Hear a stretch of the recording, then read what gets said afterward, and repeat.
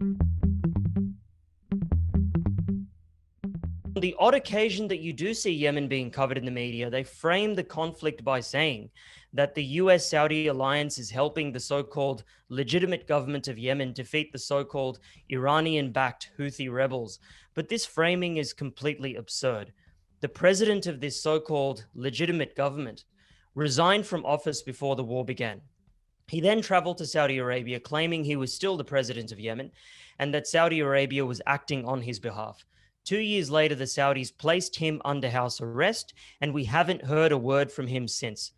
This framing is absurd because around 83% of the fighting force of the so called official government of Yemen is comprised of foreign mercenaries, whereas the Yemeni National Resistance, led by the Ansarullah movement, is 100% comprised of Yemenis, and it's referred to, despite this, it's referred to as being Iranian backed, as if there's something foreign about them.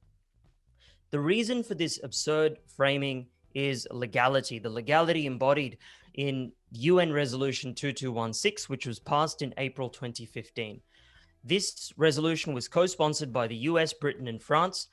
Russia and China could have vetoed this resolution, but they chose not to, thereby contributing to the legalization of the war on Yemen in the eyes of the UN Security Council, unfortunately. And that really shows that what's legal isn't always moral, and that which is moral isn't always legal. So Yemen has been resisting imperialism since the 17th century, when the armies of the Ottoman Empire invaded because they wanted to occupy Yemen for its strategic position as the naval gateway to India and the trading networks of the Indian Ocean more broadly. After the Ottomans were defeated in World War I, the British Empire started arming and funding the Saudis to invade Yemen in 1934. The plan was that Britain would control South Yemen, which it had controlled since the 19th century. And the plan was that the British would help the Saudis to invade and conquer North Yemen.